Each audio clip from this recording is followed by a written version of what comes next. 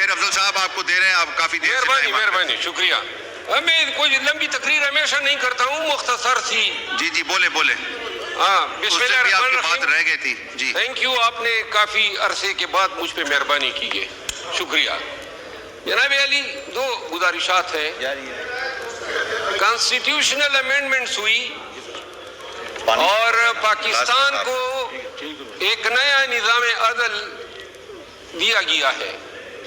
اس نظام عدل کے نتیجے میں اب جو 3 سینئر موسٹ جج ہوں گے, سینئر پیونی جج اور 2 نیکسٹ سینئر ججز, ان تینوں کی یہ توقعات ہوگی کہ حکومت یا وزیر اعظم ان میں سے کسی ایک کو بھی چیف جسٹس بنا سکتا ہے, اور یوں ان تینوں میں سے کوئی بھی حکومت وقت کو ناراض کرنے کی کوشش نہیں کرے گا.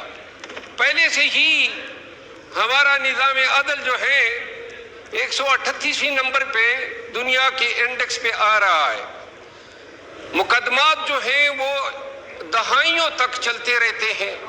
اب یہ جو امینڈمنٹ ہوئی ہے, ہو سکتا ہے موجودہ طور پہ تو حکومت مستفید ہو, شاید جج صاحبان کوشش کرے کہ تابعدار رہیں, لیکن جب یہ حکومت نہیں ہوگی, کسی اور پارٹی کی حکومت ہوگی, تو کیا یہ جو نظام دیا ہے, کیونکہ تینوں جج صاحبان جو ہے وہ حکومت وقت کو ناراض نہیں کریں گے, یہ اس آئینی ترمیم کا سب سے ڈیزاسٹرس آسپیکٹ ہے.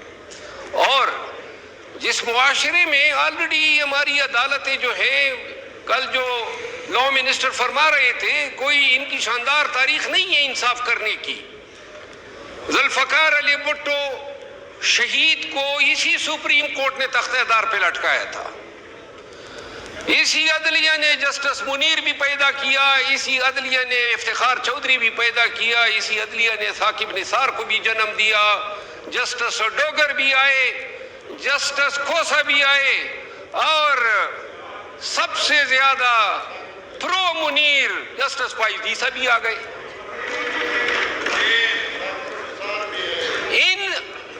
اس نظام عدل کی ہوتی ہوئی جو پہلے سے تھا, کوئی مایہ-ناز نہیں تھا. میں 32 سال میرے ہو گئے اس پیشے سے وابستہ.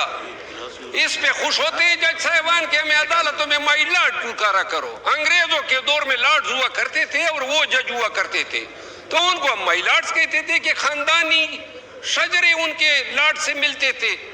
یہاں پہ تو اب جس طریقے سے افتخار چودھری نے بھرتیوں کا سلسلہ شروع کیا اور جو جج صاحبان ایلیویٹ ہو گئے, اور اب جو سپیریئر جوڈیشری پہ جو عدلیہ بیٹھی ہوئی ہے, وہ اس سمیت بندیال بھی سمیت, وہ بھی کوئی اتنا مایہ-ناز جج نہیں تھا, اس نے بھی دڑن تختہ کیا تھا. یہ دیکھیے, کوئی آپ کا, کوئی ہمارا, کوئی ہم پہ مہربان, کوئی آپ پہ مہربان. ہمیں مہربان جج چاہیے ہی نہیں, آزاد جج, بلکہ آزاد سے بھی زیادہ ذمہ دار جج چاہیے جو انصاف کر سکے. ثاقب نثار آیا تھا, اس وقت بھی ہم کہتے تھے 1 کلو نہ بنا ہوا تھا, ڈیم بنا رہا تھا. بدبخت ڈیم کے ساتھ تمہارا کیا کام ہے؟ پھر آپ یہ دیکھیں, فائز عیسیٰ کے بندیال آیا 12 بجے, اس نے عدالت بھی کھولی, اور پھر وہی بندیال صاحب تھے, سپریم کورٹ نے تاریخ میں پہلی دفعہ فیصلہ دیا, اور جب حکومت نے آنکھی دکھائی تو اس فیصلے پہ کوئی عمل درآمد نہیں ہوا. اس سے پاکستان میں قانون کی حکمرانی کی بحقانی ہوئی. جناب علی, گزارش یہ ہے کہ یہ جو بلاول بھٹو زرداری صاحب قاضی فائز عیسیٰ کو جو خراج تحسین پیش کر رہے تھے, جو ڈونگرے برسا رہے تھے, یہ وہی قاضی فائز عیسیٰ ہیں جس نے پاکستان کی سب سے بڑی پارٹی کو بے نشان کیا. یہ وہی قاضی فائز عیسیٰ ہیں جس نے امینڈمنٹ سے پہلے ریویو 2 دنوں میں فکس کر کے ضمیر فروشی کے لیے راستہ ہموار کیا, اور پھر ہمارے ایمینیز وہاں سے برآمد ہو گئے. اور وہ ایمینیز, اب وہ ایمینیز جو تھے ہمارے پہلے کولیگ تھے, وہاں پہ گئے, یہاں ہمارے عرب دوست بھی موجود ہیں, لیکن ان کو اربوں روپے ملے تھے. نہیں یار, یعنی کہ پیر میاں نواز شریف کی شکل ان کو پسند تھی. اچھا یعنی بڑے ہی بے ذوق لوگ تھے. اچھا اب آپ مجھے اس پہ لا رہے ہیں نا, مجھے تقریر کرنے دے. جناب علی, ہمارے دوست اغوا ہوئے کہتے ہیں, ہمارے دوست جو ہیں, اور یہ عربوں کی جو پیشکشیں ہیں اس ایوان میں موجود شاید ہی کوئی یہ نہیں ہوگا جس کو نہیں ہوئیں گے, مجھ سمیت. ہمیں پیشکشیں ہوئی, آئے ضمیر بیچیں, اور وہ امینڈمنٹ ہوتی ہے کہ اگر وہ 5 لوگ ضمیر نہ بیچتے تو شاید یہ امینڈمنٹ نہ ہوتی. ہمارے ایم این ایز آپ کو ووٹ دے رہے ہیں, فی سبیل اللہ دے رہے ہیں, اور بات ہو رہی تھی قانون کی حکمرانی کی, جمہوریت کی بالادستی کی, عدالتوں کی آزادی کی. کیا ڈرامہ ہے, یعنی ضمیر کے مطابق. آپ کس نے کہا؟ ماشاءاللہ. جناب علی, پیر میاں نواز شریف صاحب نے موقع کے حساب سے عدلیہ پہ اپنی بڑاس بھی نکال دی, اور وہ تاریخ ساز شعر کہہ دیا کہ انہوں نے جو شعر کہا, جوابی شعر تو مجھے آتا ہے لیکن میرے نون کے دوستوں کی حیا رکھنے کی وجہ سے نہیں بولتا ہوں. نہیں, آخری بات یہ ہے, یہ وقت گزر جائے گا. ہم منصور علی شاہ صاحب کو لا رہے ہیں, یا افریدی صاحب کو لا رہے ہیں, یا کانسٹیٹیوشنل بینچ کے سربراہ کے طور پہ امین الدین خان کو لا رہے ہیں. کوشش یہی ہے کہ آئندہ کے 3-4 سالوں کے لیے نظام کو اسی طرح رکھا جائے تاکہ یہ اسمبلی اپنی میعاد پوری کر سکے. یہ وقت گزر جائے گا, لیکن ملک کو ہم نے ایک ایسے راستے پہ گامزن کر دیا.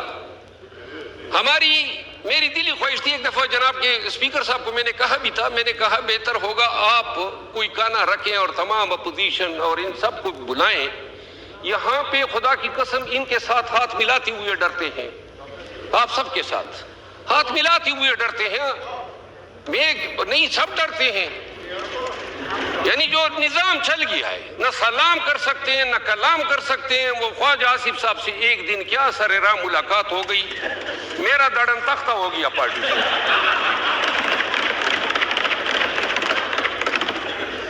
تو میری گزارش یہ ہے جناب اسپیکر کہ یہ جس طریقے سے امینڈمنٹ لائی گئی, شاید ہی بارڈر لائن پہ ہم رہ گئے. تھوڑا سا اگر ہمیں اکوموڈیٹ کر دیتے تو یہ کنسنسس سے بھی لائی جا سکتی تھی. ہاں جی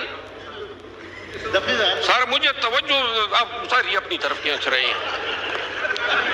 جناب ڈپٹی اسپیکر صاحب, آخری بات یہ ہے کہ لکی سیمنٹ ایک ادارہ ہے جو لکی مروت میں قائم ہے. ایشیا کا سب سے بڑا سیمنٹ پلانٹ ہے. سن 1996 سے یہ آپریشن کر رہا ہے. ہماری شیخ بدین کے پہاڑ جو ہیں اس نے نگل لی ہے, لیکن میرے علاقے, میرے حلقے کو نہ تو یہ CSR میں کچھ دے رہا ہے, نہ رائلٹی میں دے رہا ہے, اور نہ ہمارے حلقے یا لوگوں کی فلاح و بہبود کے لیے کوئی کام کیا ہے. میری استدعا یہ ہے, جو منسٹر ہے انڈسٹریز کے, ان سے استدعا ہے کہ ذرا یہ ملاحظہ کر لیں. واحد یہ شیل ہے, پیٹرولیم انڈسٹریز ہیں, جتنے ایکسکیویشن ہوتے ہیں وہ اپنا کردار ادا کرتے ہیں. تو لکی مروت کے لیے جو لکی سیمنٹ جو ہمارے حقوق پہ بیٹھی ہے, اس حوالے سے اگر وہ کوئی آپ ملاقات کا ان کو کہہ دے, میں اپنے علاقے کی ڈیلیگیشن لے جا کے ان کے سامنے رکھ دوں گا. ان تمام گزارشات کے ساتھ آپ کو مشکور ہوں کہ آپ نے مہربانی کی, شفقت کی. بہت شکریہ. سیاسی پوائنٹ کو سبسکرائب کیجئے اور لائک کیجئے اور گھنٹی بجانا نہ بھولیے تاکہ آپ کو ہماری نئی ویڈیوز کا نوٹیفیکیشن ملتا رہے.